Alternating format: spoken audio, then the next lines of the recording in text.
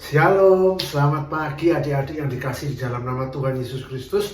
Senang sekali Loso Dimas bisa menyapa kalian di dalam ibadah sekolah minggu pada pagi hari ini. Dan Loso berharap kalian dan seisi rumah kalian dalam keadaan sehat.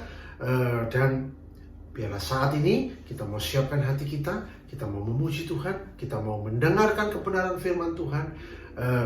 Tapi sebelumnya Loso undang kalian untuk bangkit berdiri. Siapkan Alkitabnya. Sebelum kita memulai ibadah sekolah minggu pada pagi hari ini, mari kita bersatu di dalam doa. Mari kita berdoa. Bapa yang baik yang kami kenal di dalam nama Tuhan Yesus Kristus, kami mengucap syukur kalau pada pagi hari ini kami masih diberikan kesempatan untuk kami boleh beribadah kepadamu. Tuhan, kami memohon Engkau hadir di tengah-tengah kami, menyertai kami, menyiapkan hati kami, pikiran kami, mulut kami untuk kami boleh memuji Engkau, kami boleh mendengarkan kebenaran firman-Mu, dan kami boleh belajar akan kebenaran firman-Mu. Ini doa kami Tuhan, Kau patahkan setiap kuasa iblis yang hendak mengganggu, dan biarlah saat ini kami mau membawa hati, pikiran kami hanya untuk Engkau. Ini doa kami Tuhan, di dalam nama Tuhan Yesus Kristus kami telah berdoa dan mengucap syukur. Amin. Nah, kenapa kita harus mengucap syukur di dalam kehidupan ini? Ya, salah satu alasan kita kenapa kita harus mengucap syukur, karena apa? Sukacita yang sudah diberikan Tuhan kepada di dalam kehidupan kita, di dalam Tuhan Yesus Kristus yang sudah rela mati, bangkit, naik ke surga, sehingga siapapun yang percaya kepadanya beroleh keselamatan. Yuk kita mau menyanyikan satu pujian, adalah sukacita di hatiku. Kita mau nyanyikan sambil bertepuk tangan, sambil bangkit berdiri. Adalah sukacita di hatiku, di hatiku, di hatiku adalah sukacita di hatiku. Diberikan Tuhanku, aku bersuka di hatiku, di hatiku adalah sukacita di hatiku. Diberikan Tuhanku, aku bersuka cita, kasih Tuhan diam di dalamku. Aku bersuka cita, kasih Tuhan diam di dalamku.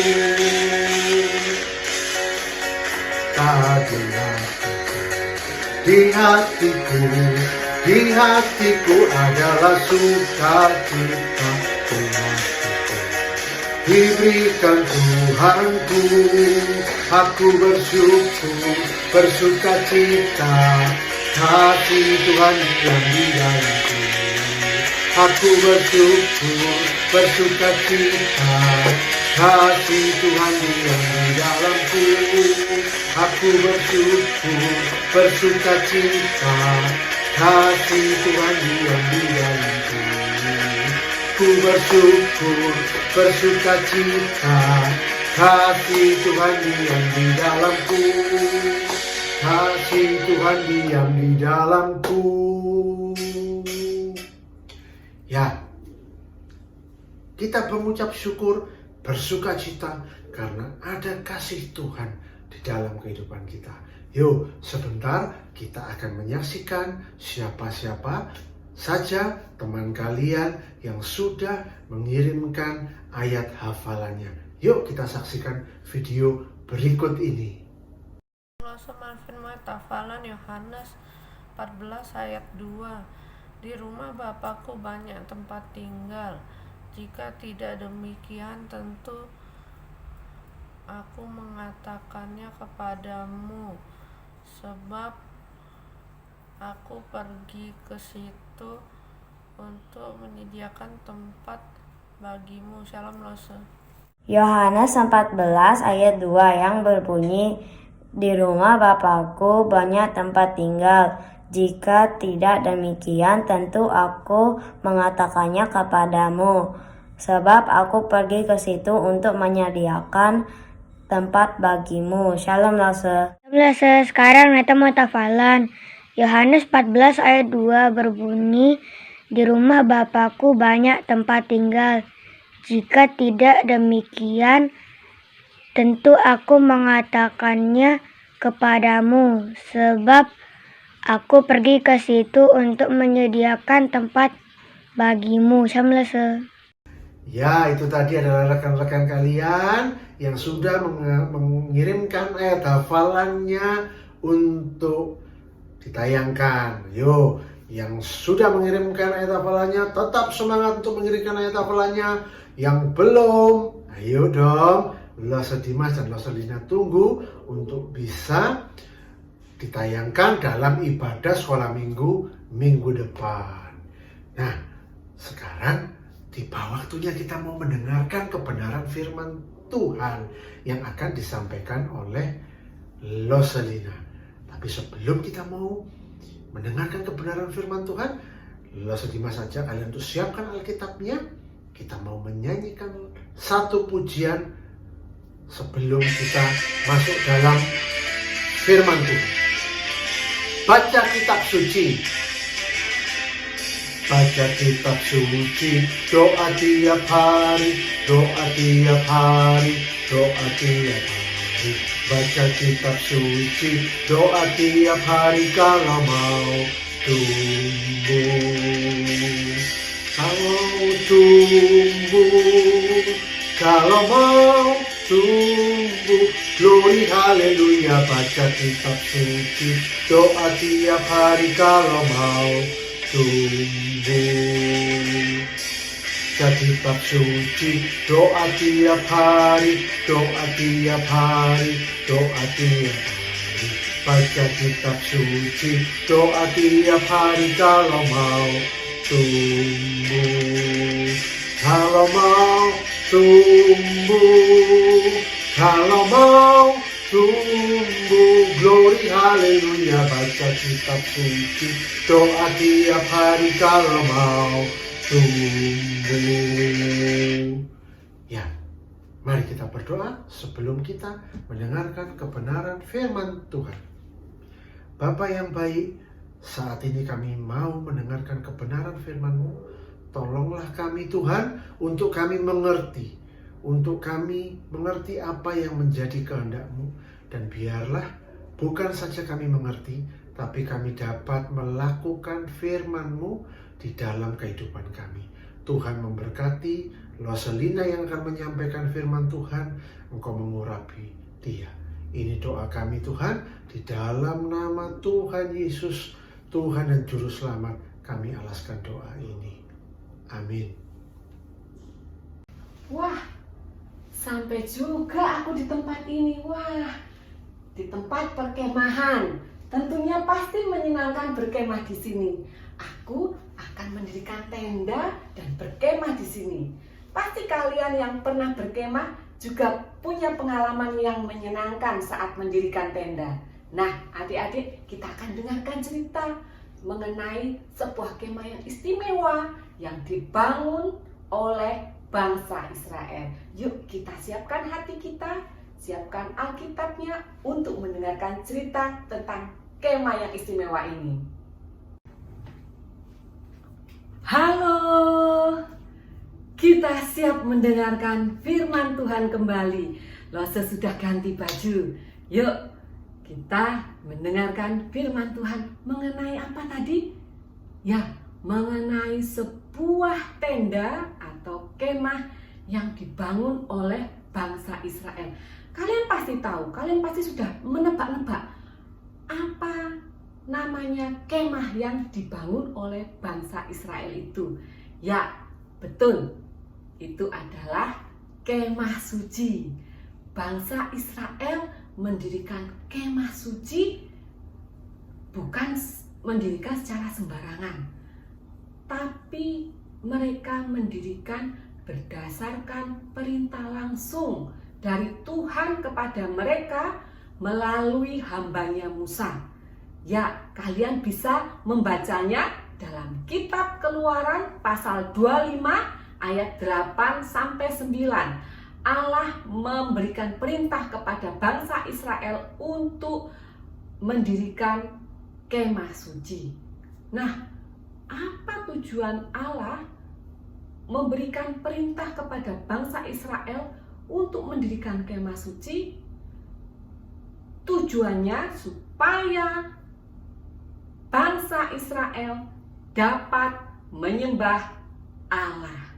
Allah hadir di dalam kemah, Allah yang kudus itu hadir di dalam kemah suci, dan bangsa Israel boleh datang menyembah Allah. Bagaimana caranya? Nah, caranya seperti sekarang ini. Kita berada di mana? Bagian seperti yang kalian ketahui, ada 3 bagian di dalam kemah suci, yaitu bagian halaman, bagian ruang kudus, dan ruang maha kudus. Sekarang kita berada di mana? Ya, kita berada di halaman dari kemah suci. Dan disinilah umat Allah, yaitu bangsa Israel, dapat datang menyembah Allah. Apakah mereka boleh datang dengan begitu saja kepada Allah? Tidak. Tuhan memerintahkan bahwa mereka boleh datang kepadanya, menyembah Dia dengan membawa korban berupa hewan yang akan dipersembahkan kepada Tuhan. Nah, korban inilah yang diberikan oleh umat Allah kepada para imam, kepada imam, untuk mereka jadikan korban bakaran di atas mezbah tembaga. Nah, di mezbah inilah korban itu dibakar untuk menyenangkan hati Tuhan. Nah, sebelum para imam melakukan tugasnya, mereka pun sebagai orang yang berdosa, mereka harus menyucikan dirinya dengan membasuh tangan, membasuh kakinya di bejana tembaga yang berisi air. Disitulah mereka membasuh tangan dan kakinya di bejana tembaga yang ada di halaman kemah suci. Nah, adik-adik, apakah setelah umat Allah memberikan korban kepada Allah, apakah setelah itu mereka dapat beribadah di dalam kemah suci, masuk ke dalam kemah suci? Tidak sembarang orang biasa, umat Allah biasa tidak dapat masuk ke dalam kemah suci. Hanya para imamlah yang dapat melayani Tuhan di dalam kemah suci. Mereka diberikan pekerjaan secara khusus oleh Tuhan sendiri untuk melayani Tuhan di dalam kemah suci. Yuk sekarang kita lihat, kita masuk mau melihat apa yang ada di dalam ruang kudus. Ruang pertama di dalam kemah suci. Yuk kita lihat yuk. Ya, di ruang kudus ini kalian bisa melihat ada meja ukupan yang membakar wangi-wangian untuk menyenangkan hati Tuhan. Di situ juga ada kandil, ada meja emas yang berisi 12 roti yang melambangkan ke-12 suku Israel. Nah, adik-adik, itu adalah dinamakan apa tadi? Ruang kudus. Nah, ada satu ruang lagi yang ada di balik dari ruang kudus, yang dibatasi oleh tirai yang tebal, yaitu ruang maha kudus. Yuk kita lihat yuk, apa isi dari ruang maha kudus. Ya, di situ ada tabut perjanjian. Di tabut perjanjian ini terdapat 2 loh batu yang berisi 10 perintah Allah yang diberikan Tuhan kepada umat Israel melalui hambanya Musa. Nah, adik-adik, siapa yang dapat masuk ke dalam ruang maha kudus ini? Para imam tidak dapat masuk ke dalam ruang Maha Kudus. Hanya seorang imam besarlah yang dapat melayani Tuhan di ruang Maha Kudus. Dan dia pun harus menyucikan dirinya, memperdamaikan dirinya dengan Allah melalui sebuah korban. Nah, dia hanya dapat masuk ke ruang Maha Kudus sekali dalam 1 tahun di hari yang khusus. Nah, menurut kalian, mengapa Allah memberikan cara-cara yang demikian untuk bangsa Israel menyembahnya? Karena Tuhan itu kudus dan umat Allah adalah orang yang berdosa, sehingga mereka tidak dapat sembarangan datang kepada Allah yang kudus itu. Mereka harus memberikan korban persembahan berupa hewan yang akan dipersembahkan, darahnya dicurahkan untuk menghapus dosa, menyucikan hati mereka, menyucikan mereka dari dosa-dosanya. Nah, setiap kali mereka datang kepada Tuhan, mereka berulang kali membawa terus korban berupa domba, kambing, lembu kepada Tuhan. Nah, korban mereka berupa korban yang tidak sempurna. Nah, Allah sendiri yang menyempurnakan korban itu buat kita, yaitu dengan memberikan anaknya, Tuhan Yesus Kristus, sebagai korban yang sempurna. Tuhan Yesus disebut sebagai anak domba Allah. Dialah korban yang sempurna yang sudah mati di atas kayu salib untuk menebus dosa manusia. Nah, adik-adik, tahukah kalian saat peristiwa apa yang terjadi saat Tuhan Yesus mati di atas kayu salib? Ada satu peristiwa ajaib yang terjadi, yaitu tirai yang membatasi antara ruang kudus dan ruang Maha Kudus itu terkoyak jadi 2, terbelah jadi 2 dari atas sampai bawah. Tirai itu terkoyak sehingga tidak ada lagi yang membatasi ruang kudus dan ruang Maha Kudus. Saat itulah, saat Tuhan Yesus menyerahkan nyawanya bagi manusia, itulah tidak ada lagi yang menghalangi kita untuk datang kepada Allah. Karena Tuhan Yesuslah yang menjadi imam besar kita, perantara kita untuk kita dapat datang kepada Allah. Ya, hanya orang yang percaya kepada Tuhan Yesuslah yang dapat datang kepada Allah. Karena dialah yang menyucikan kita. Kita tidak perlu lagi membawa korban berupa hewan untuk dipersembahkan kepada Allah. Tuhan Yesus sudah mencurahkan darahnya. Tuhan Yesus sudah menyucikan hati kita. Nah, adik-adik, jika kita sekarang boleh datang kepada Tuhan dengan bebas, kita boleh menyembah Allah dimanapun. Seperti saat ini kita di rumah masing-masing karena kita tidak dapat datang ke gereja karena pandemi ini. Kita boleh datang kepada Tuhan. Apakah dengan demikian itu membuat kita datang dengan seenaknya kepada Tuhan? Tentu tidak. Tuhan tidak ingin kita datang dengan seenaknya begitu saja, karena Dia adalah Allah yang kudus. Nah, adik-adik, kalian bisa mempersiapkan diri kalian saat kalian hendak beribadah kepada Tuhan. Kita hendak datang kepada Allah yang kudus. Siapkan hati kalian, siapkan tubuh kalian untuk datang kepada Tuhan. Jangan datang kepada Tuhan dengan sambil kalian beribadah secara online, lihat video sambil melakukan aktivitas yang lain, sambil makan, sambil jalan-jalan. Nah, Tuhan tidak menghendaki hal tersebut. Kita hendak datang kepada Tuhan dengan sikap, terutama sikap hati yang baik. Kita hendak menyembahnya, juga sikap jasmani yang baik.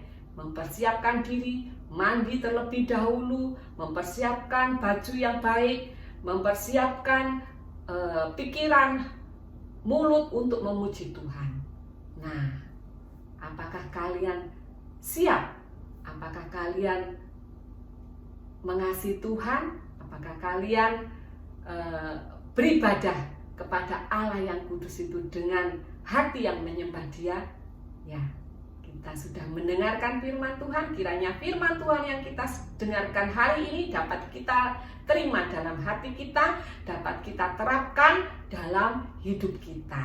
Yuk, kita datang kepada Tuhan dalam doa. Mari kita berdoa. Bapa yang baik, terima kasih buat firman-Mu hari ini. Kami kiranya Tuhan sudah mengajar kami bagaimana kami harus menyembah Allah. Kami mengucap syukur Tuhan berikan kami anugerah sehingga kami boleh percaya kepada Tuhan Yesus. Kami boleh menyembah Engkau Allah yang kudus. Tuhan, tapi kami juga rindu Tuhan mengubahkan kami. Jika kami selama ini meremehkan atau kami tidak datang menyembah Tuhan dengan sungguh-sungguh, sikap kami tidak baik. Tuhan, tolong kami, ubah kami sehingga kami boleh saat kami beribadah kepada Tuhan, kami boleh bersungguh-sungguh melakukannya dengan sungguh-sungguh. Karena Engkau adalah Allah yang kudus, sehingga kami tidak lagi bermain-main. Terima kasih Tuhan, hanya di dalam nama Tuhan Yesus kami berdoa. Amin. Ayat hafalan kita minggu ini diambil dari kitab Yohanes 4 ayat 24 yang berbunyi, Allah itu roh, dan barang siapa menyembah Dia harus menyembahnya dalam roh dan kebenaran. Selamat menghafal. Nah, itu tadi adalah firman Tuhan yang sudah disampaikan oleh Roselina. Nah, sebelum kita mau mengakhiri ibadah sekolah minggu pada pagi hari ini, ada pengumuman. Loso Dimas mengingatkan untuk adik-adik yang ingin dan rindu untuk mengikuti sekolah Alkitab liburan yang diselenggarakan oleh Sinode GKT melalui Departemen DP3A. Sekolah Alkitab liburan akan diselenggarakan tanggal 28 dan tanggal 29 Juni 2021. Dan adik-adik yang ingin mengikuti diharapkan bisa mendaftarkan diri paling lambat tanggal 6 Juni 2021.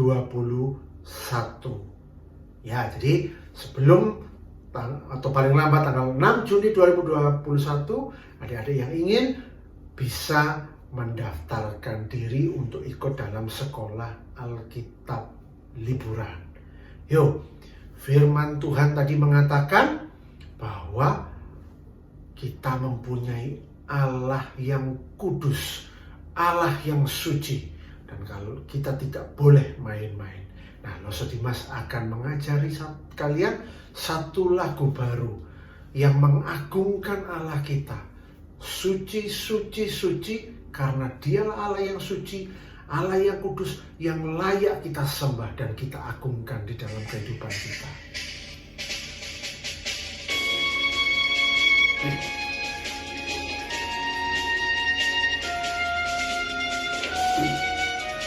Suci, suci, suci.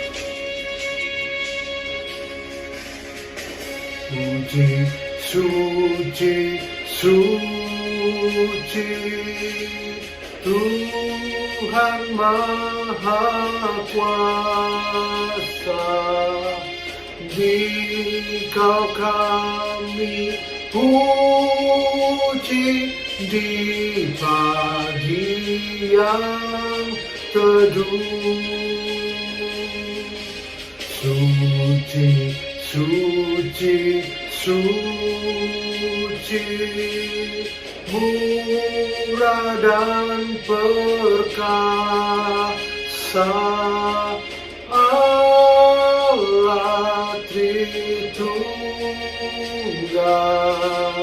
agung namamu.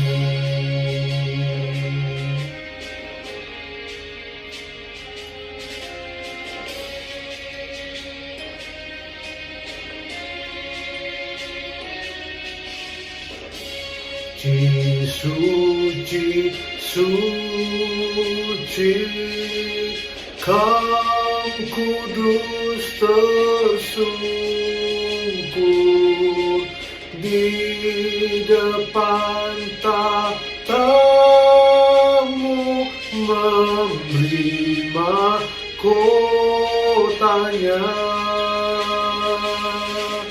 Segenap malaikat sujud menyembahmu,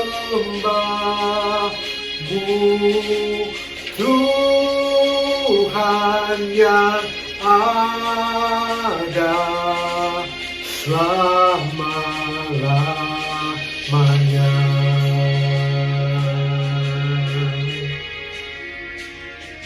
Ya, Dia adalah Allah yang suci.